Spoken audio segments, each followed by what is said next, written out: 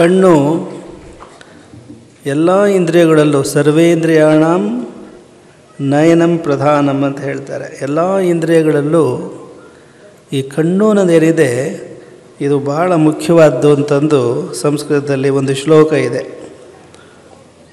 ಕಣ್ಣು ಹಾಗೆ ನೋಡಿದರೆ ಶರೀರಕ್ಕೆ ಎಲ್ಲ ಇಂದ್ರಿಯಗಳು ಮುಖ್ಯವೇ. ಅವುಗಳಲ್ಲಿ ಬಹುಮುಖ್ಯ ಅಂದರೆ ಕಣ್ಣು.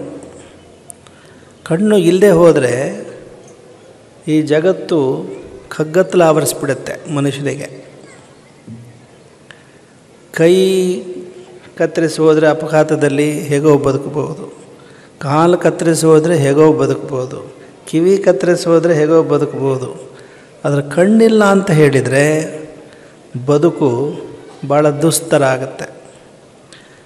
ಯಾವುದಾದ್ರೂ ಒಂದು ವಸ್ತುವಿನ ಮಹತ್ವವನ್ನು ಅರಿಬೇಕು ಅಂತ ಹೇಳಿದರೆ ಆ ವಸ್ತು ಇಲ್ಲದೇ ಇದ್ದಾಗ ಏನಾಗುತ್ತೆ, ಇಲ್ಲದೇ ಇದ್ದಿದ್ರೆ ಅನ್ನೋದನ್ನು ನೀವು ಯೋಚನೆ ಮಾಡಿದರೆ ಆ ವಸ್ತುವಿನ ಮಹತ್ವ ತಿಳಿಯುತ್ತೆ. ಯಾವುದೇ ಒಂದು ವಸ್ತುವಿನ ಮಹತ್ವ ಇದು ಇಲ್ಲದೇ ಇದ್ದರೆ ಏನಾಗ್ತಿತ್ತು ಅಂತ ಯೋಚನೆ ಮಾಡಿ, ಆಗ ಅದರ ಮಹತ್ವ ತಿಳಿಯುತ್ತೆ. ಕಣ್ಣು ನಿಮಗಿರೋದ್ರಿಂದ ಕಣ್ಣು ಇಲ್ಲದೇ ಇದ್ದರೆ ಏನಾಗ್ತಿತ್ತು ಅಂತ ಯೋಚನೆನೇ ಬರೋಲ್ಲ. ಯಾವಾಗ ಬರುತ್ತೆ ಅಂದರೆ ಇಳಿ ವಯಸ್ಸಿನಲ್ಲಿ ಕಣ್ಣು ಮಂಜಾದಾಗ, ಮಂಕಾದಾಗ, ದೃಷ್ಟಿ ಹೀನ ಆದಾಗ ಆಗ ಗೊತ್ತಾಗುತ್ತೆ ಕಣ್ಣಿನ ಮಹತ್ವ ಏನು ಅಂತ ಹೇಳಿ. ಒಂದು ಇಂಗ್ಲೀಷ್ನಲ್ಲಿ ಒಂದು ಮಾತು ಬರುತ್ತೆ, face is the index of mind ಅಂತ. ಮನುಷ್ಯ ಪ್ರತಿಯೊಬ್ಬ ವ್ಯಕ್ತಿ ಮನಸ್ಸನ್ನು ನೋಡೋಕ್ಕೆ ಇಂದ್ರಿಯಗಳಿಲ್ಲ, ಬಾಹ್ಯ ಇಂದ್ರಿಯಗಳು. ಮನಸ್ಸನ್ನು ನೋಡುವ ದೃಷ್ಟಿ ಬೇರೆ ಇದೆ. ಈ ಬಾಹ್ಯ ದೃಷ್ಟಿಯಿಂದ ಮನಸ್ಸನ್ನು ನೋಡೋಕ್ಕಾಗಲ್ಲ, ಬಾಹ್ಯ ಚಕ್ಷುವಿನಿಂದ ಕಣ್ಣುಗಳನ್ನು ನೋಡೋಕ್ಕಾಗಲ್ಲ. ಒಂದು ಹಾಸ್ಯ ಪ್ರಸಂಗ ಇದೆ. ಒಬ್ಬ ಕುರುಡ ದಾರಿಯಲ್ಲಿ ಹೋಗ್ತಾ ಇದ್ದ. ಸಂಜೆ ಹೊತ್ತು ಕಗ್ಗತ್ತಲು ಆವರಿಸ್ತಾ ಇತ್ತು. ಅವನು ಹೋಗುವಾಗ ಕೈಯಲ್ಲಿ ಒಂದು ಲಾಟಿನ್ ತೊಗೊಂಡು ಹೋಗ್ತಾ ಇದ್ದಂತೆ.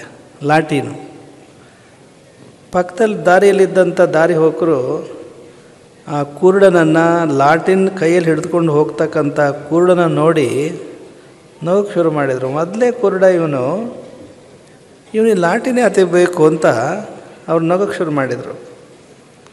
ಆದರೂ ಕೇಳೋಣ ಯಾಕೆ ಇವನು ಲಾಟಿನ ಹಿಡ್ಕೊಂಡು ಹೋಗ್ತಾ ಇದ್ದಾನೆ ಅಂತ ಹತ್ತಿರ ಹೋಗಿ, ಏನಪ್ಪ ನೀನು ಹೇಳಿ ಕೇಳಿ ಕುರುಡ, ನೀನು ಯಾಕೆ ಲಾಟಿನ ಹಿಡ್ಕೊಂಡು ಹೋಗ್ತಾ ಇದೀಯಾ ಅಂದರೆ ಅವನು ಉತ್ತರ ಕೊಟ್ಟನಂತೆ, ಸ್ವಾಮಿ ನಾನು ಹುಟ್ಟು ಕುರುಡ, ನನಗೆ ಕಣ್ಣು ಕಾಣಿಸಲ್ಲ ನಿಜ, ಆದರೆ ನಾನು ಲಾಟಿನನ್ನು ಯಾಕೆ ಹಿಡ್ಕೊಂಡಿದ್ದೀನಿ ಅಂದರೆ ನಿಮ್ಮಂಥವ್ರು ಕಣ್ಣಿದ್ದವರು ನನ್ನ ಮೈ ಮೇಲೆ ಬಿದ್ದು ನಾನು ಕೆಳಗೆ ಬೀಳಬಾರದು ಅನ್ನೋ ಕಾರಣಕ್ಕಾಗಿ ಹಿಡ್ಕೊಂಡು ಹೋಗ್ತಾ ಇದ್ದೀನಿ ಅಂತ.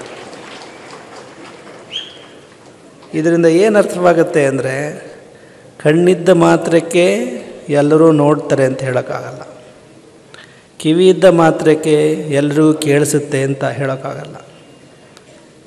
ಆ ನೋಡುವ ದೃಷ್ಟಿ ಏನಿದೆಯಲ್ಲ ಅದು ಬಹಳ ಮುಖ್ಯ. ಈ face is the index of mind ಅಂತ ನಾವೇನು ಹೇಳಿದ್ದೀವಿ ಆಂಗ್ಲ ಭಾಷೆದ ನುಡಿಗಟ್ಟು. ಈ ಮುಖ ಮನುಷ್ಯನ ಮನಸ್ಸು ಹೇಗಿದೆ ಅನ್ನೋದಕ್ಕೆ ಅದೊಂದು ಸೂಚನೆ ಕೊಡುತ್ತೆ ಅಂತ. ಅಲ್ಲಿ ಕಾಣಿಸುತ್ತೆ ಮನುಷ್ಯನ ಮನಸ್ಸು ಹೇಗಿದೆ ಅನ್ನೋದು ಮುಖದಲ್ಲಿ ಕಾಣಿಸುತ್ತೆ ಅಂತ. ಆದರೆ ವಿಶೇಷವಾಗಿ ಮುಖದಲ್ಲಿ ಕಣ್ಣುಗಳಿಂದ ಕಾಣಿಸುತ್ತೆ ಮನುಷ್ಯನ ಮನಸ್ಸು ಹೇಗಿದೆ ಅಂತ. ನಾವು ಭಾಳ ಹಿಂದೆ ಒಂದು ಲೇಖನವನ್ನು ಇದ್ರ ಬಗ್ಗೆ ಬರೆದಿದ್ವಿ. ಡಾಕ್ಟರ್ ಸುನಿಲ್ ರವರೇ ಅವರ ಆಸ್ಪತ್ರೆ ಹಿಂದೆ ಅವರು ಮತ್ತು ಅವರ ಸಹೋದ್ಯೋಗಿಗಳು ಒಂದು ಆಸ್ಪತ್ರೆಯ ಉದ್ಘಾಟನೆಗೆ ನಮ್ಮನ್ನು ಆಹ್ವಾನ ಮಾಡಿದಾಗ ಅದೇ ಸಂದರ್ಭದಲ್ಲಿ ಬರೆದಂಥ ಒಂದು ಲೇಖನ.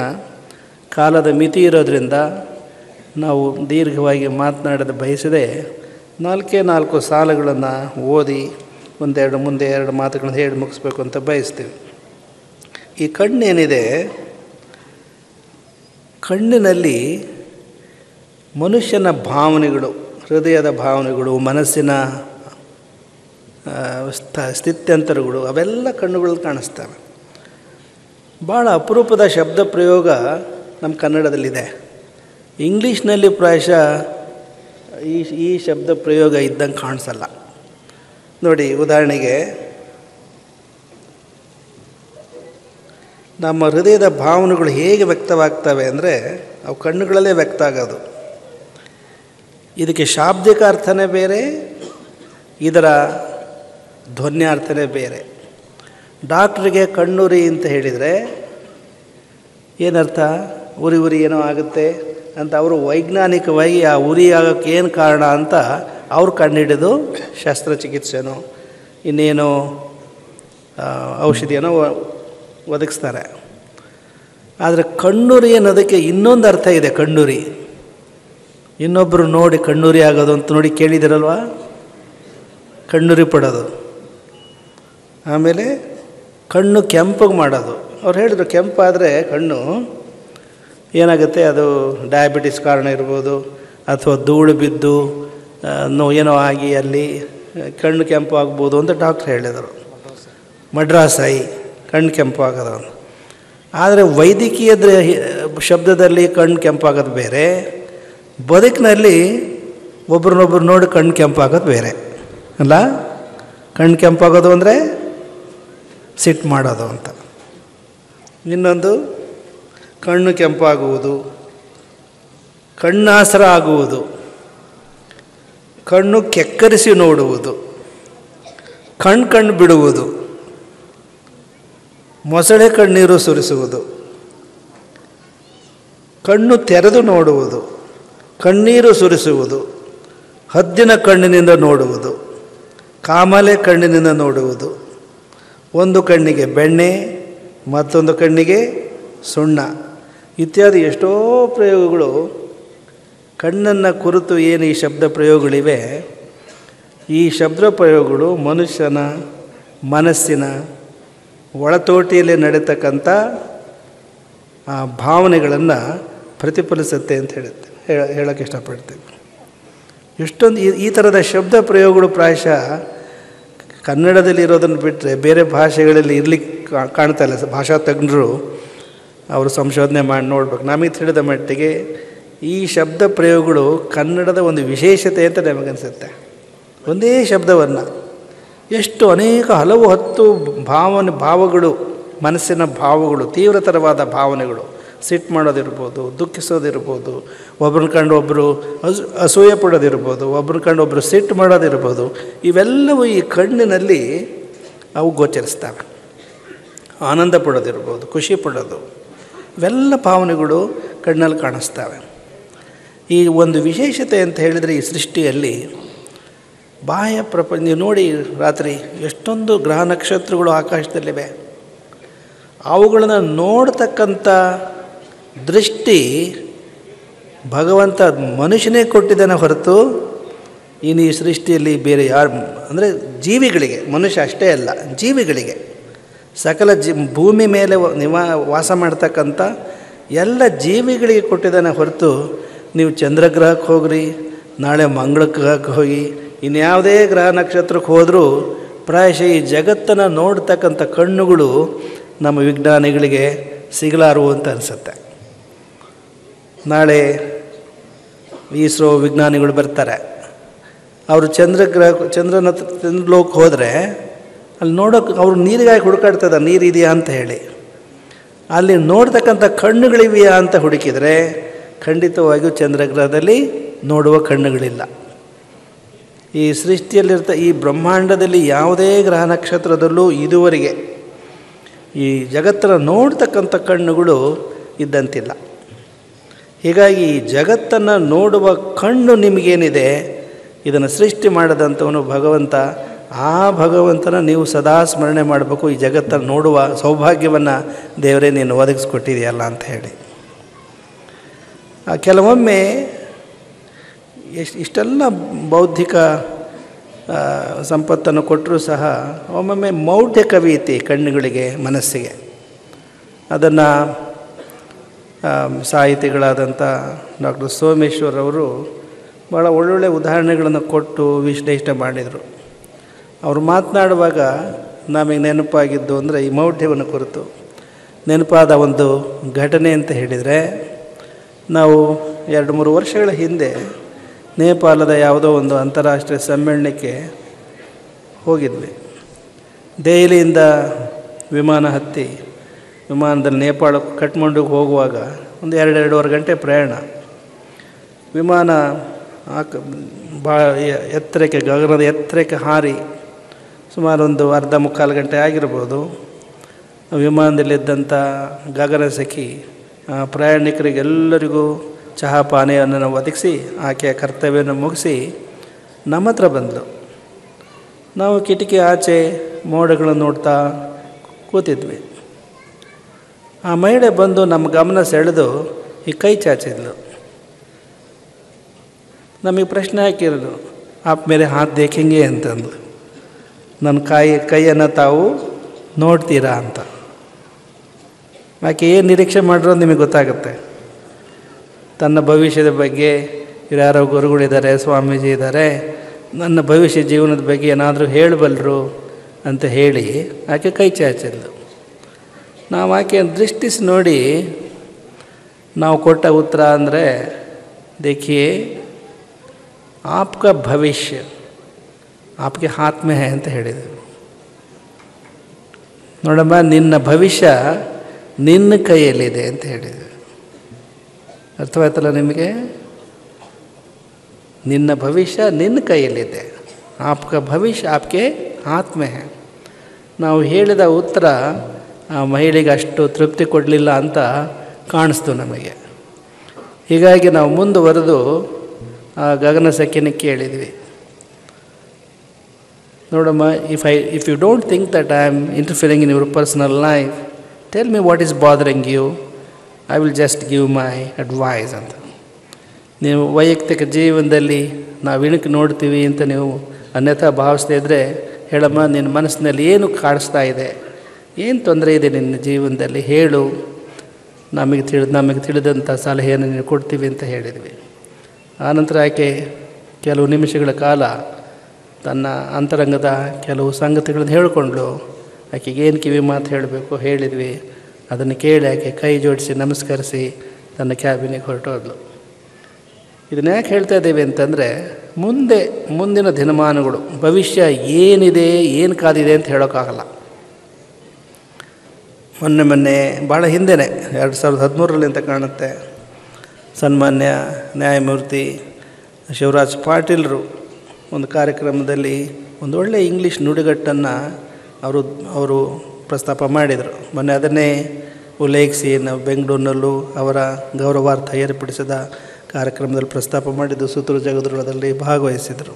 ಭಾಳ ಅಪರೂಪದ ಮಾತದು ಅವರು ಇಂಗ್ಲೀಷ್ನಲ್ಲಿ ಕೋಟ್ ಮಾಡಿದ್ದು. Yesterday is A waste paper, today is A news paper, tomorrow is A question paper, life is an answer paper ಅಂತ. ನಿನ್ನೇನದು ರದ್ದಿ ಪತ್ರಿಕೆ, yesterday is A waste paper, ನಿನ್ನೆ ಅನ್ನೋದು ರದ್ದಿ ಪತ್ರಿಕೆ. Today is A news paper, ಇವತ್ತು ಅನ್ನೋದು ವರ್ತಮಾನ ಪತ್ರಿಕೆ. ನಾಳೆ ಅನ್ನೋದು ಪ್ರಶ್ನೆ ಪತ್ರಿಕೆ, ಜೀವನ ಅನ್ನೋದು ಉತ್ತರ ಪತ್ರಿಕೆ ಅಂತ ಹೇಳಿ. ಭಾಳ ಅಪರೂಪದ ಮಾತು. ಇದರಲ್ಲಿ ಉಳಿದೆಲ್ಲ ಮಾತುಗಳನ್ನು ನಾವು ಒಪ್ಕೊಂಡ್ವಿ. ಆದರೆ ಮೊದಲನೇದು ಇದೆಯಲ್ಲ, yesterday is A waste paper ಅನ್ನೋದ್ರ ಬಗ್ಗೆ ನಮ್ಮ ಆಕ್ಷೇಪಣೆ ವ್ಯಕ್ತಪಡಿಸಿದ್ವಿ. ನಮ್ಮ ಆಲೋಚನೆ ಏನು ಅಂದರೆ, yesterday is A waste paper ನಿಜ, ರದ್ದಿ ಪತ್ರಿಕೆ, ಇವತ್ತಿನ ವರ್ತಮಾನ ಪತ್ರಿಕೆ ನಾಳೆ ಬಂದ ತಕ್ಷಣವೇ ರದ್ದಿ ಪತ್ರಿಕೆ ಆಗುತ್ತೆ ನಿಜ.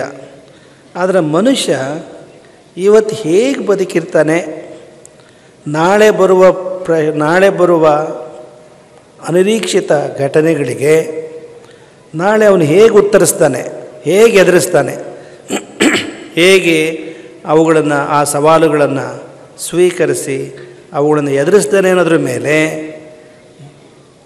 ಆ ನಾಳೆಯ ದಿನ ಇವತ್ತಾದಾಗ ಇವತ್ತು ಆ ಪ್ರಶ್ನೆಗಳಿಗೆ ನೀನು ಹೇಗೆ ಉತ್ತರ ಕೊಡ್ತೀಯ ಅನ್ನೋದ್ರ ಮೇಲೆ ನಿನ್ನ ಈ ದಿನ ರದ್ದಿ ಪತ್ರಿಕೆ ಆಗೋದು ಬಿಡೋದು ನಿನ್ನ ತೀರ್ಮಾನದ ಮೇಲಿದೆ. ನೀನು ಹೇಗೆ ಅವನು ಎದುರಿಸ್ತೀಯ ಅನ್ನೋದ್ರ ಮೇಲಿದೆ. ಏನೇ ಸವಾಲುಗಳು ಬಂದರೂ ಸಹ ಆ ಸವಾಲುಗಳನ್ನು ಧೈರ್ಯವಾಗಿ ಅವನ ಸಮಚಿತ್ತದಿಂದ, ಮನಸ್ಸನ್ನು ವಿಕ್ಷಿಪ್ತಗೊಳಿಸ್ಕೊಳ್ಳೋದು ಹಾಗೆ ಸಮಚಿತ್ತದಿಂದ ಆ ಬಂದಂಥ ಎಲ್ಲ ಸವಾಲುಗಳನ್ನು ಅವನು ಎದುರಿಸಿದರೆ ಧೈರ್ಯವಾಗಿ, ಇವತ್ತಿನ ದಿನ ಖಂಡಿತವಾಗಿಯೂ ನಿನ್ನೆಗೆ ಸೇರಿದಾಗ ಅದು ರದ್ದಿ ಪತ್ರಿಕೆ ಆಗೋಕ್ಕೆ ಸಾಧ್ಯವೇ ಇಲ್ಲ. ಅಂತಹ ಒಂದು ಅರ್ಥಪೂರ್ಣವಾದಂಥ ಸಾರ್ಥಕ ಬದುಕನ್ನು ಬದುಕೋದೇ ಬಹಳ ಮುಖ್ಯ. ಅದನ್ನು ಕಲಿಸ್ಕೊಡ್ತಕ್ಕಂಥ ಮಹೋನ್ನತ ಉದ್ದೇಶದಿಂದಲೇ ಈ ರೀತಿಯ ತರಳಬಾಳು ಹುಣ್ಣಿಮೆ ಕಾರ್ಯಕ್ರಮ ಮತ್ತು ಇತರ ಧಾರ್ಮಿಕ ಕಾರ್ಯಕ್ರಮಗಳು ಸುತ್ತೂರು ಜಗದ್ಗುರುಗಳು ಸಹ ಅವರು ವರ್ಷಕ್ಕೊಮ್ಮೆ ಒಂದಲ್ಲ ಅನೇಕ ಕಾರ್ಯಕ್ರಮಗಳನ್ನು ಅವರು ಮಠದ ಆವರಣದಲ್ಲಿ ನಡೆಸ್ತಾರೆ. ಬದುಕಿಗೆ ಬೇಕಾದಂಥ ಮಾರ್ಗದರ್ಶಿ ಸೂತ್ರಗಳು ಸಿಗೋ ಹಾಗೆ ಮಾಡ್ತಾರೆ. ಎರಡೂ ಮಠಗಳ ಒಂದು ಸಂಬಂಧ ನಿನ್ನೆ ಮೊನ್ನೆದಲ್ಲ. ನಮ್ಮ ಲಿಂಗೈಕ್ಯ ಗುರುವರಿಯರು ಮತ್ತು ಸುತ್ತೂರು ಮಠದ ಹಿಂದಿನ ಲಿಂಗೈಕ್ಯ ಗುರುವರಿಯರು ಇಬ್ಬರು ಬಹಳ ಆತ್ಮೀಯರಾಗಿದ್ದರು. ಹೀಗಾಗಿ ಅದೇ ಆತ್ಮೀಯತೆ ಈಗಿನ ಶಿವರಾತ್ರಿ ದೇಶಿಕೇಂದ್ರ ಮಹಾಸ್ವಾಮಿಗಳು ಮತ್ತು ನಮ್ಮ ಮಧ್ಯೆ ಅದು ಮುಂದುವರೆದಿದೆ. ನೂರಾರು ಶಿಕ್ಷಣ ಸಂಸ್ಥೆಗಳು ಅವರು ನಮ್ಮ ದೇಶದಲ್ಲಿ ಅಷ್ಟೇ ಅಲ್ಲ, ಪರದೇಶಗಳಲ್ಲೂ ಸಹ ಅನೇಕ ಶಿಕ್ಷಣ ಸಂಸ್ಥೆಗಳನ್ನು ಅವರು ನಡೆಸ್ತಾ ಬಂದಿದ್ದಾರೆ. ನೀವು ಇಷ್ಟೆಲ್ಲ ಇನ್ನೂ ಕೂತಿದ್ದೀರಲ್ಲ, ನೀವು ಮೇಲೆ ಹೇಳ್ತಾ ಇಲ್ಲವಲ್ಲ, ನೀವಿನ್ನೂ ನಿಮ್ಮ ನಿಜವಾಗಿಯೂ ನಿನ್ನೇನೂ ನೋಡ್ತಾ ಇದ್ದೀವಿ. ಎಷ್ಟು ನಿಮ್ಮಲ್ಲಿ ಬಹಳ ಉತ್ತಮವಾದಂಥ ಸಂಸ್ಕಾರ, ಅದು ನಿನ್ನೆ ಮೊನ್ನೆಯಿಂದ ಬಂದಿರಲಿಕ್ಕಿಲ್ಲ. ಇದು ಹಿಂದಿನ ತಲೆಮಾರುಗಳಿಂದ ಕೇಳುವ ಪ್ರವೃತ್ತಿ.